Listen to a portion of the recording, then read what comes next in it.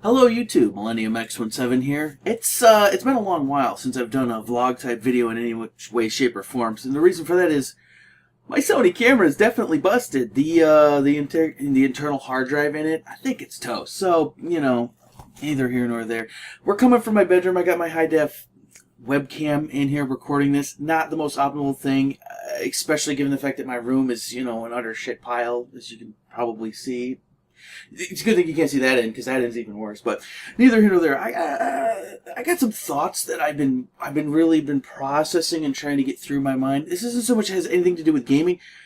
It has a lot to do with wrestling and the WWE Network. Which, for the side note, I hate saying WWE over again.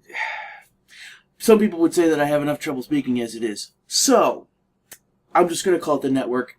We'll go with it from there. So just a quick summary of myself as a wrestling fan, as if you couldn't tell from the posters in my room, and also where is it right there, the NWO black and red. Back in the late 90s, I was into WCW. Real brief, and a lot of it's fuzzy. I was younger back in the day. So what happened was I was just flipping through the channels one day, and I came across a Monday Nitro. And it was the one it was either late December, early January, somewhere that time frame. It was towards the end of the program where Sting had to give the belt back to, I don't know if he gave it back to Hogan or whoever was in charge at the time, but they stripped him of the title. That was what I first started, first thing I ever saw as wrestling, was that. And it got me interested. I started watching it, and I watched pretty much just nothing but WCW for the remainder up until the point where Vince McMahon bought the WCW. And I remember buying a pay-per-view or two during the amalgamation, when they started crossing over maybe not so much crossing over the brands, but, just absorbing what they wanted from WCW. And that's about the time when the WWE program at the time, Raw at the time in the early 2000s, I think it was 2000, 2001 time frame that was happening. I think it was maybe even before. I can't honestly remember. It's all a blur. It was boring, so I got out of wrestling. Come 2012, I think it was April 2012, in my local town, they were having a Raw, it was a house show, live house show, and it was just, the center it was happening was literally not even 20 minutes down the road from where I am. So I'm like, hey, you know what? I've never been to a live show before. So I caught the Monday Night Raw prior to that, and this was just after Extreme Rules 2012, where John Cena got his arm broken by Brock Lesnar, and all that was going on. So I watched that, just trying to get back into it to see what was going on, so I know what I was seeing. And the show I saw, I had great seats too. I wasn't on the floor down by the ring. I was in the stands, but I was at the very front, like 2 rows back from the front, so the ring was right in front of me. It was actually really good seats. But since about that time, I've been back into WWE. Now, anyone who's ever watched or been on my Twitter feed knows that roughly in about a week and a half's time from right now, we're getting up to on the year anniversary of when I bought the Royal Rumble 2013. And I was quite furious about the ending too. Now, going in, I knew full well that CM Punk was going to lose the belt. It just pissed me off that they had such talent and they did such lame, stupid stories with such good talent. It just didn't make any sense. It still doesn't make any sense. Last week at CES, Vince McMahon announced the WWE Network. And what it is, and a lot of people are negative on it. I'm intrigued. Because here's the thing. Basically, to sum up my rant from the Royal Rumble last year is that $50, $60, $70, depending on where you are in the country, depending on what taxes and fees are applied to the pay-per-view, depending on how much you paid for it. I paid $50 for it. Any more than that, and I would fucking stab myself in the eye.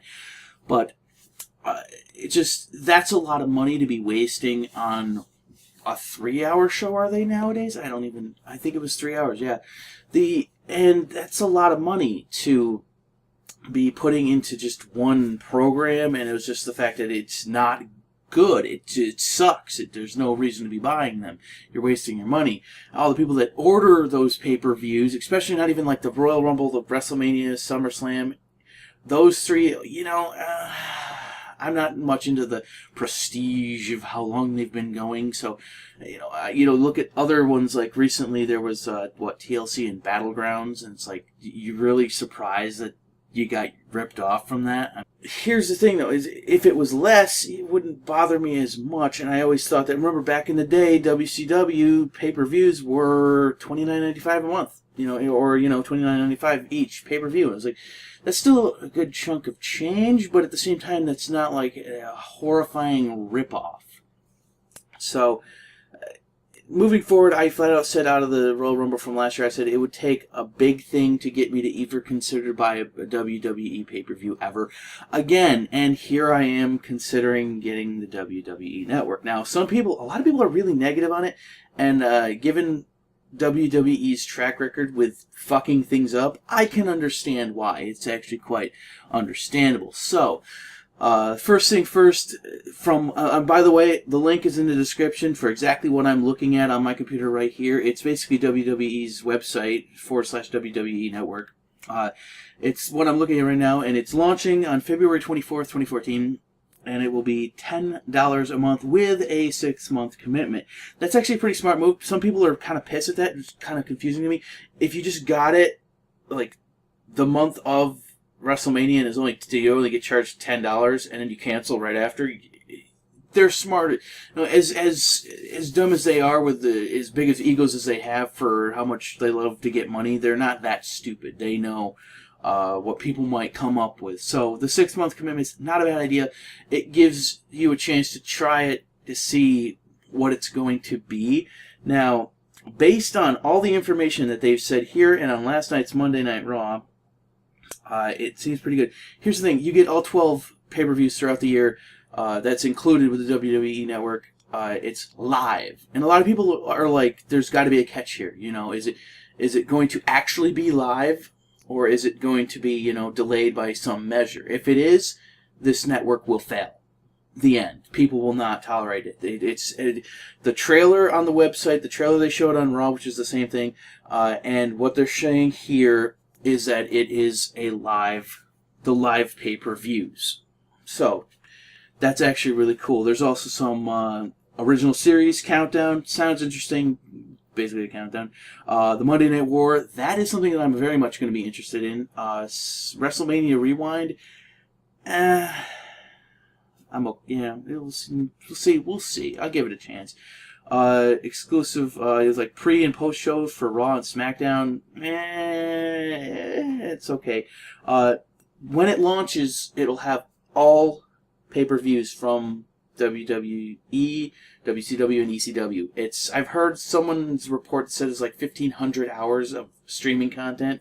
What this basically is, it's like an app, like a Netflix, and so there is live programming as it's airing, like the pay-per-views, as we've been told, and then there's also a bunch of streaming content as well. So a lot of their backlog stuff, like it says here that replays of Raw and SmackDown.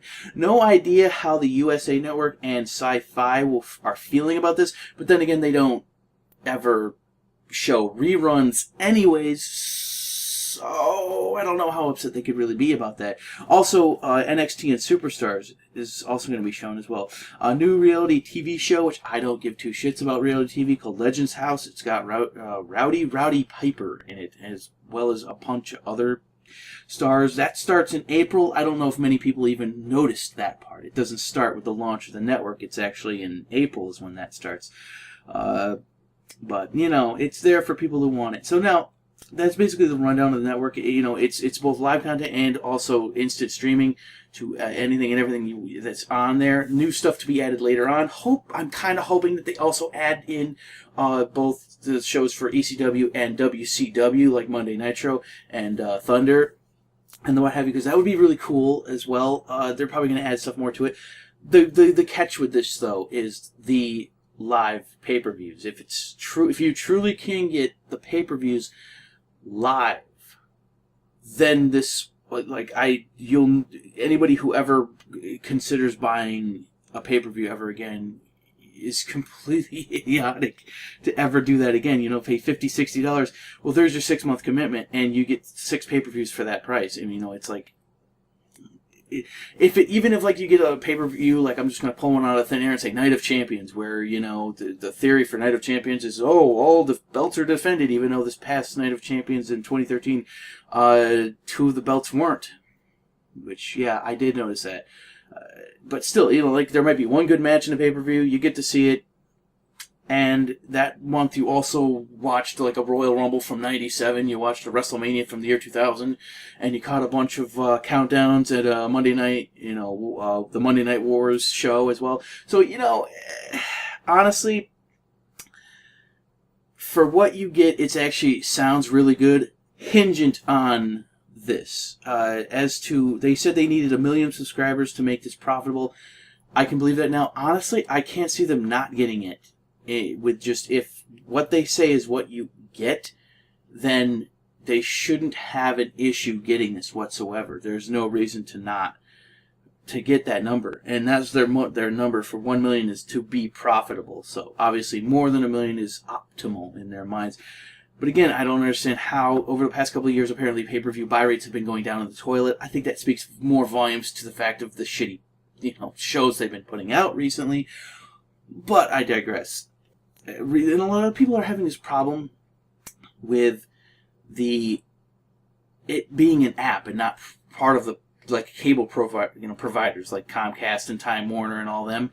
Here's the thing: if it went through those, WWE would be getting less money. So it actually behooves them to do their own app, to do it themselves. They get all of the $10, their own. The entirety of it goes to them and nobody else, which that's actually quite brilliant. Okay, and here's the second point of contention that a lot of people are having with this, and that is the 6-month commitment. After that, everyone's got this theory that it's suddenly going to increase in price. Now, there's rumors of it going up to $15 a month. There's rumors of it going up to $20 a month. Here's the thing. If this goes up in price anytime in the next 5 years, it will fail the network altogether. People will not pay that much money for it. So I'm kind of hoping that they're smart enough not to do that. The other thing that's interesting about this is that it's available, like I said, it's an app. It's available on desktops and laptops, obviously computers, what have you. PlayStation 3, PlayStation 4, Xbox 360, Amazon's Kindle Fire, Roku, tablets, mobile devices, and the what have you. The interesting though is that there's an annotation after the fact for like Xbox One to get it summer 2014. So I don't understand why they did that. Didn't get that one at launch. It's a little weird, but you know, and again, another issue that I see with this is that on February 24th, how many people are going to sign up all at once? Is the website going to suddenly go down? Because I think this is the actual page you go to subscribe to it. So if this site crashes on that day, a lot of people will go, uh-oh, you know. And then moving forward, does the app itself actually stream fluidly like Netflix does now? Netflix has had a lot of time to iron the bugs out, you know, get the net code up to snuff. You know, there's a lot of questions. As it stands right now, with what we've been told, there should be no reason whatsoever why this doesn't succeed. But obviously, will always be skeptics out there. As of right now, I'm still in decision. I'm probably going to end up trying it. Here's the thing with my situation. I work the weekends. So on a Sunday when the pay-per-views usually air, I'm working anyway. So even if it's a 24-hour delay with the pay-per-views, which if it's that, people are going to bail on the network, and I wouldn't blame them for it. But for me personally, that's not going to affect me because I wouldn't be able to watch it till I got home Monday morning anyways. So, or maybe even Tuesday morning, because a 3-hour show after, you know, getting home from a 12-hour shift when I got another 12-hour shift later that Monday, it might not be a good idea. But for the average consumer, people are going to want it. Most people have, you know, the weekend off. Like, even if it's delayed 15 minutes, people aren't going to tolerate that. And, well, you know, honestly, from their claims on the website, what they're advertising, that is what you should be getting. Now, if that's the case, again, there's no reason not to. Even if you only want to get WrestleMania, there's half the year's worth of pay-per-views, and that's only for the price of one. So, you know, for the price of 2 pay-per-views, if you every year like buy WrestleMania and SummerSlam, then you have no reason not to keep this, That's my thoughts on it. I think it's pretty damn ingenious. They'll never, I think Triple H was the one himself said that they don't expect to ever get people to continue to buy pay-per-views. They will still be available, but anybody that gets it is a fucking idiot.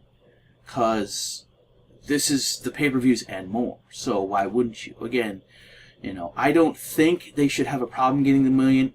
Maybe initially it'll be a slow build because people will be skeptical and still have questions on how it works, how smooth is the service, is the pay-per-views actually live, and if they're not, then people will be pissed. As I've said 100 times in this video, I'm rambling. I tried not to.